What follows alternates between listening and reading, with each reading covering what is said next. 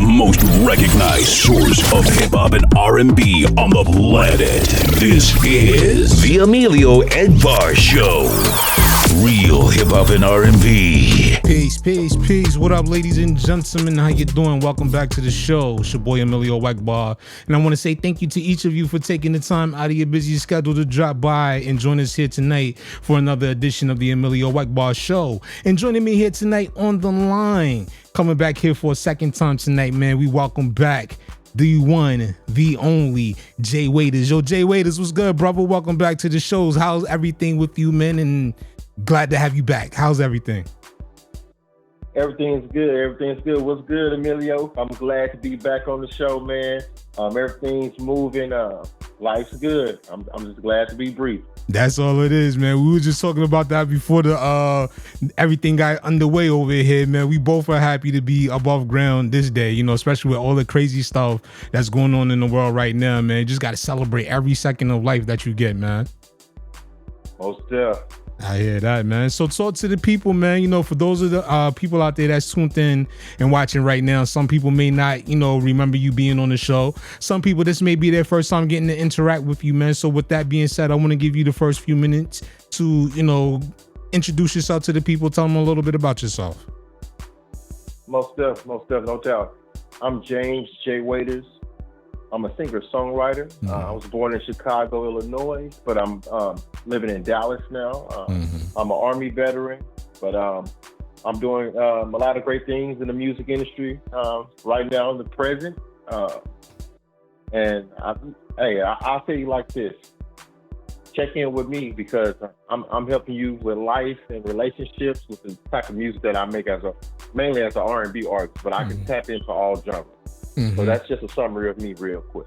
That's all it is, man. And let me ask you something real quick, you know, especially with all the negative press that Chicago's been getting and you being a native Chicagoan, how do you feel about the attention that your city is getting right now? And how has it been, that transition going from, you know, a city like Chicago to a city like Dallas? Well, the negativity that's shown in Chicago is pretty much on a certain side of town. A lot of times the South and the West, but it's a lot of other great things that go on in Chicago that's not in the public, I should say. But me going back and forth from Chicago to Dallas, it's actually been a great transition for me. I've been in Dallas for some years now. In DFW, Dallas-Fort Worth, everything is spread out. Mm-hmm. So it's different. Whereas you're not going to see someone every day, but I know in New York, I'm pretty sure you don't see the same person every day either, but it's a lot of room. So it's just knowing where you're going and knowing how to shake hands and kiss babies, if you know what I mean. It's politics, you know. Yeah, I feel you, especially in the music industry out there in Dallas, because I hear it is pretty competitive space when it comes to the likes of, you know, the Dallas-Fort Worth area in the music industry and all that stuff out there, man. So, you know, with that being said, you know, we pretty much gave the skinny to everybody out there, you know, about, you know, pretty much who you are and everything, and pretty much, you know, your backstory and all that stuff. So talk to the people about what's been going on with you here lately, man. You've been putting out a whole lot of, you know, brand new music. You got a collaborative effort with RA King that's out there right now. We're going to get into that a little bit later. And then you've been dropping mad projects across platforms and various shows and all that stuff, man. So talk to the people about what you've been working on here lately, man. No doubt. Like you said, I got the record with the homie RA King, you know what I'm saying? The record was produced by DJ Kawon. Like I said, we're going to talk about that a little later. I dropped a project called Hot Winners. You can hear it on Spotify. You can go to my website, jwaitersmusic.com. If you want to purchase the album, you can. I'm doing a follow-up called Cold Summers that I'm dropping this year. And I'm also dropping Choir Trap 2 this year. And that's pretty much what I'm working on. I'm also working with Grammy Award-winning Travis Cherry. We're working on some records right now. I'm back and forth to Atlanta right now. I'm also working with A Major as well. So also Grammy Award-winning. So I got some things in the works, definitely on the R&B side. You know, Choir Trap is more of something that I came up with a while ago, and it's just something I really like to have fun with, since I'm a good collective of the Midwest, the South, the East. So, that's just something I do and I like to have fun with. So that's what I'm working on in 2025. It's a good year for me. I have a lot of features in the works, or that are done, I should say. The videos are in the works. So I'll be something everywhere, man. Baltimore, St. Louis, me and Kawon, he put something together, a show for me in Philly. I'll be in Philly, about back and forth to Atlanta, and since the last time we spoke, man, I done had 3 sold out shows as well. So like, I've been doing good, man. I'm just striving for greatness, and staying positive. Hey man, congratulations to you, my brother, because I've got you came to my attention, I would say 2019, 2020, around the time is when I first got introduced to you through the homie DJ Kawon. Definitely want to say shout out to him and all that good stuff as well. So that was around the first time I got introduced to you. And from that time up until now, just seeing you on social media and just seeing your drive and just your work ethic that you put in to your craft, your passion, your career as a musician, as a singer-songwriter, it definitely has been refreshing to see, because I don't think that a lot of artists out here these days, especially, a lot of new era artists, and I'm not going to say what I'm going to say with the idea of trying to disrespect nobody, but to me, what it seems like, a lot of artists out here nowadays don't realize just how much hard work goes into being an artist. And a lot of people think that, you're just going to make a song one day, post it on whatever streaming service or social media site that you choose, and you think you're going to become an overnight sensation. That doesn't always work. I see people like you get out here, you travel, you go to other shows, you end up doing showcases, you're appearing on, platforms, whether they are platforms that have thousands of listeners in their audience, or they got maybe like 1 or 2. You've been going all over the place and putting in this work for a very long time. So how do you feel it's paying off for you right now with all of your hard work starting to bear fruit? Man, it actually makes me dig deeper, because as an artist, like you said, it takes a lot of work, a lot of sacrifice, and a lot of money, putting a certain discipline or balance, I should say, to your life. And like meeting some of the people I've met over the last couple of years opened up my eyes to a lot of things. I'll say that, because you get discouraged sometimes, and I got to that point a few times, and so like you just have to keep working, and it's a true statement. You have to keep working, and it's trial and error. It's trial and error, and so any artist that's out there listening, any producer that's out there listening, this game is trial and error.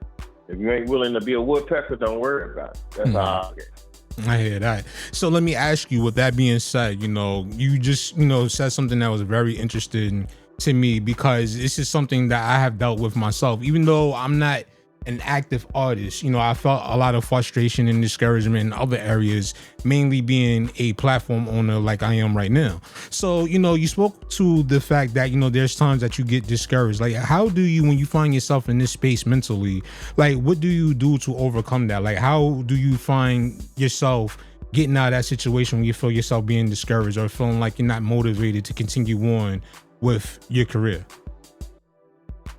By the fruits, the fruit that has grown that I already laid, like the seeds that I've dropped. So I can be sad or down and out one day, and really, like, social media, I'm not using social media to lift me up, but I'm using it as an example. I might, like I said, something from 2018, 2020 might brighten my day, like, man, like I'm tripping. Like, okay, I am touching the people.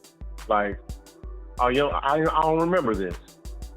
And sometimes that little bit helps me go farther, if you know what I mean. But like, besides that, when I'm in a slump or I'm not going to the studio like I'm supposed to, sometimes I remind myself if I had to, when I have to go to work and pay bills. Right. If the job say I have to, if the job tells me to be there at 8 o'clock, I'm gonna be there at 8 o'clock. If I'm taking this serious, I know I have to put in the time. I might not have a scheduled time, but I have to tell myself, Jay Wade, you're a singer-songwriter, right? Mm-hmm. That's what you call yourself, right? That's what people know you as. But when's the next song? I have to speak to myself like that sometimes and check myself. Because a lot of times I'm helping others or I'm speaking life into others, but I don't take time to check myself.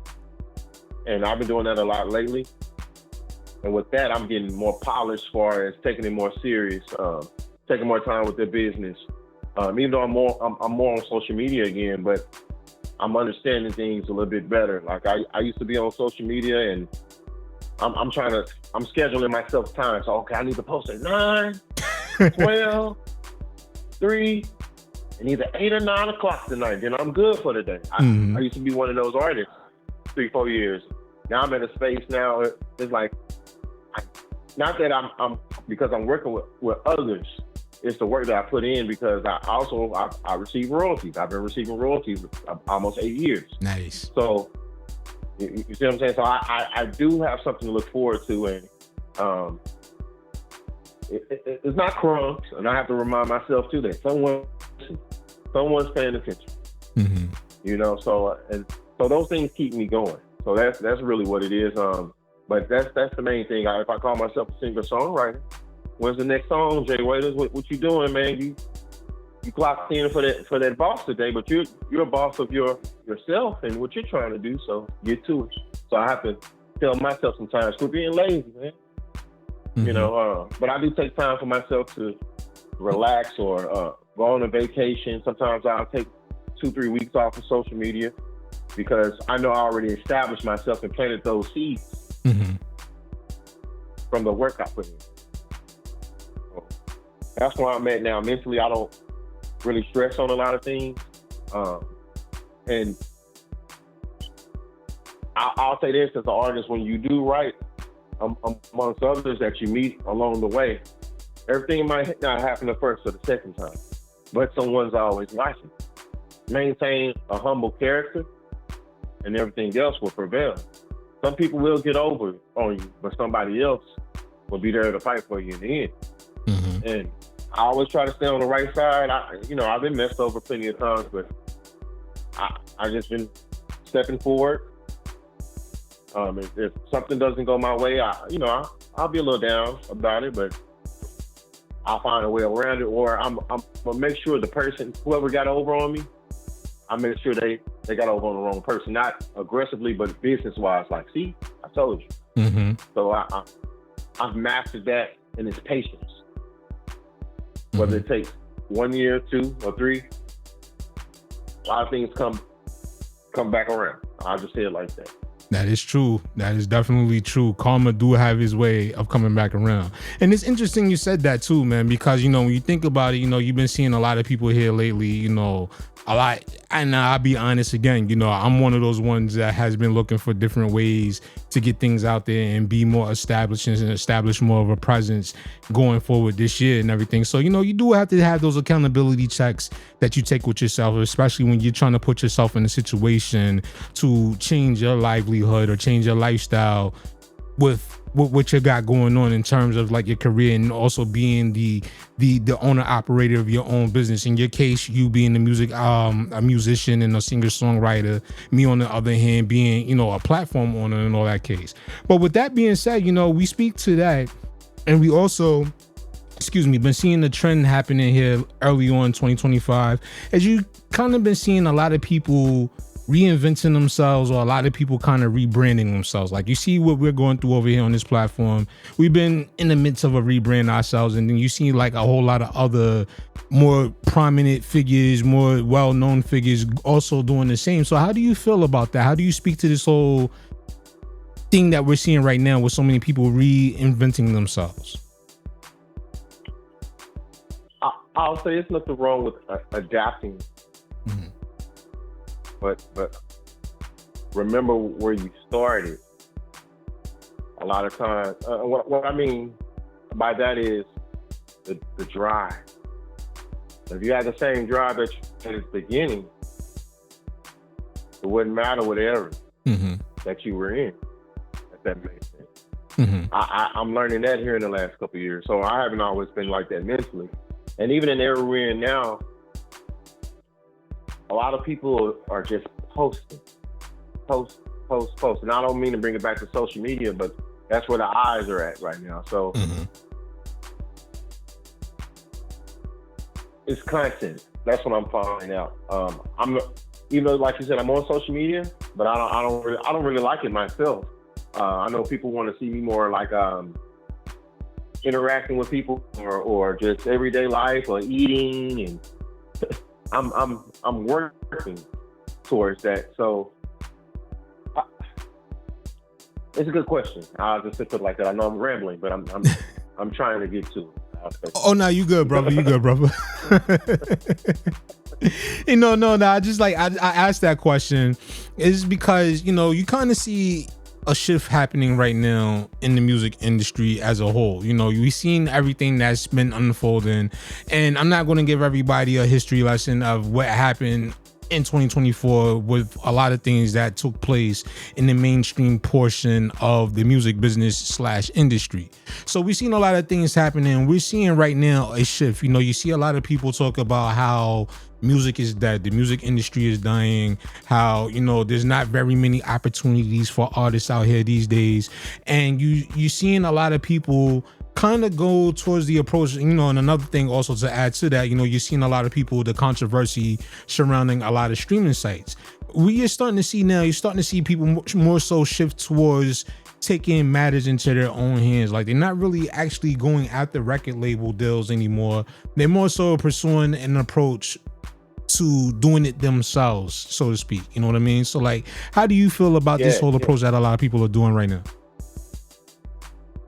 Well, I'm all for it. Even if I wasn't receiving a royalty for it, and I'll say this because we've heard so many stories, whether they're true or not, about these deals and what's possibly going on and what happened, and and everything. A lot of things are coming out now in interviews as well. So I think it's helping the artists pick up on things anyway. Like, whoa, I wouldn't want to do that, or right, man, I'll be mad if that happened to me. So I think the independent route is definitely a welcoming situation now with how everything's set up. As far as the content creating, TikTok, Facebook, IG. So even if a label or someone doesn't like you, you can force someone to like you. That's pretty much what it is. But it's how much do you want it? Right. I hate to say it like that, but that's what it seems. And pretty much letting people into your life. That's what it looks like. And I think it's too personable. But that's what's selling. I don't know if it's to keep the eyes amongst everyone or to keep data. I don't know. But that's where my mind goes. Right.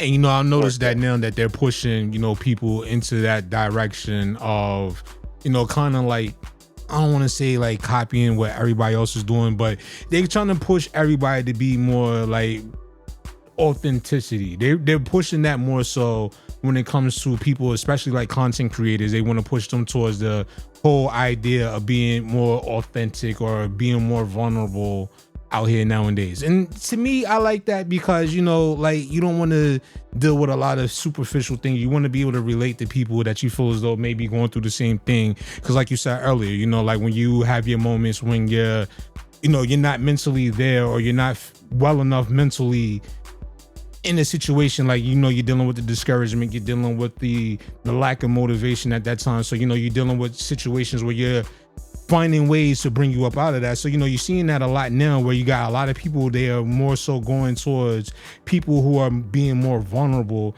And I kind of welcome that in the space right now, because I kind of get tired of the whole superficial, everybody is, balling and on top of their game, nobody's struggling, Yeah, I feel you.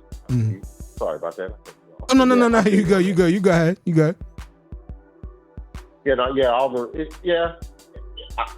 It helps. It shows the real, because for so long everyone was faking and trying to be this and trying to be that, but they're taken away from the music though a little bit with the whole AI situation. I hate to say it like that. In a sense, crippling a lot of things, and it was already crippled, if you get what I'm trying to say, from a recording standpoint. But I'll leave that there. But so it's making everything easier, but that's taking the authentic part out, in my opinion. You get what I'm trying to say? Like, because it's copying these great artists over time. If you get what I'm trying to say. So it's like no one would never be original if they record themselves. Right. Right. No, I definitely understand what you're saying right now, especially with the whole thing about AI, because that's one of the things that I kind of push back a lot against now. You know, I don't knock anybody that has to use it. Like, say for an example, Beanie Siegel, you know, he uses it right now to repair his voice because for his voice. You know, so, you know, stuff like that, you know, little things that you need to do to help enhance what you got going on. There's nothing wrong with that with me. But when you're using it to create your whole entire, you know, catalog or whatever the case may be, then are you really a creator? Is it you that we should give credit to? Or is it the AI itself, you know? Yeah, that's what I'm with you on that. That's the part I'm talking about. That's crazy. Like, what are we doing? So that's where my mind is with. My mind is at with it. So yeah, it's crazy. I feel you, man. So with that being said, you know, jumping back into your music now, you know, we mentioned earlier, you know, you was working on Hot Summers. You got, you know, more work on the way. We mentioned the collaboration that you got with DJ Kawon RA King and some other works that you got going on right now. So what do you have up your sleeve outside of these projects? Outside of the projects, I'm working on a web series where I'm the main character, called Me and My Team. It pretty much came from one of my records off my Choir Trap album. This videographer came to me and he was like, he wanted to shoot a film, but he has some films under him as well. So he's been shooting things since 2018, 2019, pretty much since that project dropped in. Now we have a whole cast and everything together. So I'm doing a web series. Since the last time we talked, I co-produced nice. One of CJ Watson's albums.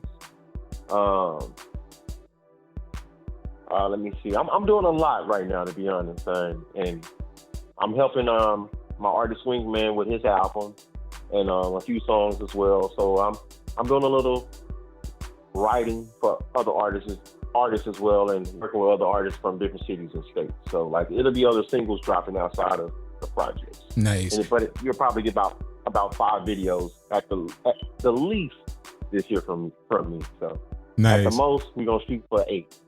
So yeah. So let me ask you, are you going for the title of hardest working artist of 2025? Because that's a lot right there, my brother. But that's dope to see, man. I love it when you got these artists that's out here that are understanding that there's more to it. You can't just go, especially right now with the way the industry is shifting, you can't just go with the thinking that you're just going to be an artist approach for the whole endowment of your career. You got to find other avenues. So I like the idea that you're getting into the web series kind of thing. You know, this is something that I had discussed with a guest that we had on the show last week by the name of Detroit Red. We was discussing that right there as well, how artists should learn how to create leverage through their music to leverage other opportunities. And you're using that right now with, you know, doing the thing with your web series. And, you know, you got the other stuff that you got going on with, you know, working with new artists, you're writing for new artists. So you got a lot of different things going on. So like, no, go ahead. I also got a couple of music licensing deals that just happened a few months ago as well, and I'm getting more into that realm too. And so yeah, I got a couple of my songs got picked up. Nice, congratulations, man. No doubt. Thanks, man. Thanks. Like I said, I been just chipping away. I stay out the way, and you know, I can't worry about what's happening around me every day in the local scene, if that makes sense. Where, right. You know, there's nothing wrong with, like, they know who I am, and it's not that everyone knows me, but it's so competitive here. So yeah, it's fake smiles for you, but they want the best for you. Yeah, I feel you. Yeah, it's all good. So let me ask you something. Like, now that we are in an era where, you know, it's easier for an artist to take their career into their own hand as opposed to going the signing a deal and being, you know, under a label, that approach or whatever the case may be, even though it's still around. But what do you feel as though has been more satisfying to you? Taking the initiative and being in charge of your own career, or, you know, just would it had it been, you know, signing with a record label? Like, how do you feel as though, you know, that would have worked out for you? I think being in charge of my situation worked out for me. But I'm only saying that because of the financial situation over the years. And being able to do what I want when I'm able to do it, if that makes sense. Whereas with the label, depending on the situation, whether it was money or no money, I would have still had to work. That's the difference, to be honest. So, because most likely, I know years ago, I wouldn't have known what I was signing. If that makes sense. So I've been approached. So now, yeah. So I didn't sign it, if you get what I'm trying to say. But I didn't know what I was reading anyway. But I'm pretty sure there was some funny bit. Yeah. That's one thing I learned about them contracts and stuff like that. They always will get you with the trick knowledge if you're not really paying attention to exactly what it is that is in them contracts. So, you know, I'm glad now that, you know, artists are starting to realize that, you know, you gotta also, not only from the creative standpoint of it, but you also gotta be in control, better control of the business aspect of it as well. Because if you're not careful, you sign one of them contracts that you didn't read through thoroughly enough to understand it, you may tie yourself to a situation that you can never get yourself out of, especially right now, what you're seeing, you know, what's going on. So yeah, exactly. Working for someone 20 years or something, like, yeah.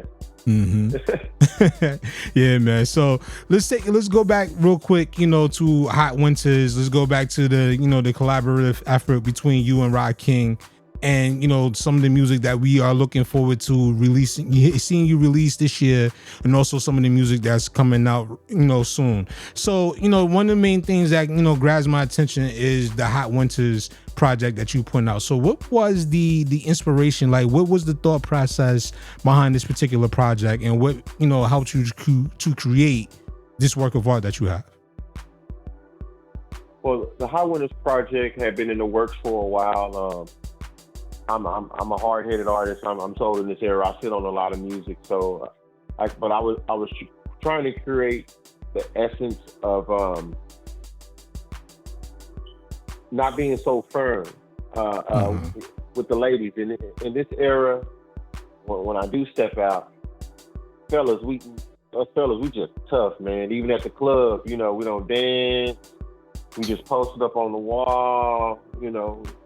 We just staring through someone's soul. So I made Hot Winters for the ladies, in the sense to let them know that you're safe in my arms, and a little bit of chivalry. So that's what Hot Winters is. So, yeah. So what has been the reception that you have gotten from the ladies who has had the opportunity to take a listen to Hot Winters? It's been good. When I first came out with it spiked, and then it died down a little bit. But here in the last like 4 or 5 months, the single that I came out with first on Hot Winters was good. It's a resurgence. So it's been picking up steam. So it's doing good right now. That's what I wanted it to do. And I'm working on Cold Summers is the follow up. But when after I drop Cold Summers, I'm gonna redrop Hot Winters and Cold Summers as a double package together. So that way you can either just listen to Hot Winters, Cold Summers, or you could just listen to the whole run through of both projects together. So from the sounds of it, it seems like, you know, you're being a little more intentional with the releases of your projects. And what I mean by that, so you have Hot Winters and you have Cold Winters, and you get ready to package that together. So are we going to see like a series of this body of work, or is that something that you're kind of like laying the groundwork towards as you shift more towards, you know, this kind of rollout for your music? That's an awesome question. It'll probably be the final series of that, with me going into a different level of recording and different production that I've been wanting for a lot of the songs that I write and working with other writers. I'm gonna work on a new series. I don't know what it's called, but this is Hot Winters, Cold Summers. Got to be the finale of that. Choir Trap 2, depending on the reception of that. I might come out with 3 or Mac Choir. I don't know. It just depends. But I'm stepping into a different realm of production that I always wanted. So depending on what songs I record or what's created will determine like the next wave, if that makes sense. Oh yeah, definitely makes a whole lot of sense. So like with that being said, you know, like are you crossing over more so into gospel this year, or is it more so you just kind of like, you know, wherever the feeling takes you at that moment while you're in the studio and working on your projects? No, it'll be mainly R&B and soul. I have a Southern Soul record I'm working on as well. Southern Soul has been picking up a lot of steam the last, I say, 6 to 8 years down here. I'm not really fond of it, but everyone believes my voice fits the realm of it. So my feet will be wetting that lane this year. I have some gospel records written. That's crazy you did ask, but I wasn't planning on stepping into that realm anytime soon. Mm-hmm. I do have a record that I'm trying to get to, like Kirk. I'm trying to get to Kirk Franklin because he knows my family. So okay, if I can get to him, that might open up the rest of the songs that's sitting up, if you get what I'm trying to say. Right. Hey, I'm going to do like I did for my man Jay Fur last week. I'm going to do for my man Jay Wader this week. Hey, yo, Kirk Franklin, let me look right at you, brother. You already know what it is. Now, I like to joke like that, but, you know, that's what I love doing over here, you know, especially when you got artists like yourselves and, you know, a lot of dope artists that come through this platform. I like to co-sign it, man, especially, you know, a lot of artists that got great music like how you have. I always try to do as best as I can to try to push that out there. So if that's even me throwing a little joke and shameless plug out there to whomever, I will definitely do that stuff. So no doubt. Yeah, man. So no, you know, we were talking earlier also, we mentioned your song with RA King that you have called Picture Me Rolling, which was produced by DJ Kawon as well and all that good stuff. So with that being said, like, how did that collaboration come about? I know you've been working with, you know, DJ Kawon off and on for, you know, a very long time. Like I said, I first got introduced to you through DJ Kawon back in 2019. So, like, how did this collaborative effort come about, this, you know, particular record? Yeah, shout out to Big Homie. Yeah, DJ Kawon, he's my mentor. A lot of people in the music realm, they've been finding that out the last couple of years. But yeah, he's my mentor. But DJ Kawon started working on beats and producing. I think it's been like a couple of years. And he'll shoot me some beats sometimes and say, man, this sound like you, man. And it really was him. He spearheaded it, to be honest. He shot it to me. I said, yeah, I like this. I got something for it. And he's like, well, what you thinking? What you hearing? I told him, I said, look, Curtis Mayfield, you know, but with a little Texas slang on it, you know. He's like, okay. And I got it done, sent it to him, and he told me that RA King would be grateful. As soon as RA King loved it. Rest is history. And yeah, that's just what it is, man. And we plan on doing a video for it. So that's being done this year. So, like, yeah, it's up. That's what's up. So you guys going to go to Dallas? Are you going to shoot the video in Dallas? Or are you going to go to Milwaukee and link up and do the video? Yeah, me and DJ Kawon, we were talking about that. Also, was talking to RA King. I told Kawon we'll probably have more leverage either here in Dallas or in Atlanta. So RA King was cool either one. So it's just me and Kawon getting the dates together. Okay. And from there, it's gonna be a movie. I hear that. I think Atlanta would probably be dope. You know, being that Atlanta is a quote unquote Black Hollywood right now. I think that would be dope to shoot that in Atlanta. What you think? I think it'd be dope, and I'm popping like hot grease out there. So like, I'm rubbing shoulders with the folk anyway. So I'm pretty sure hey man, can we borrow your car for this video shoot? I can do that out there. So yeah. I can do it here in Dallas too, but you know what I mean. Yeah, much love to the A, man. Shout out to everybody in Atlanta. Shout out to my family that I got out there in Atlanta too, and all that good stuff.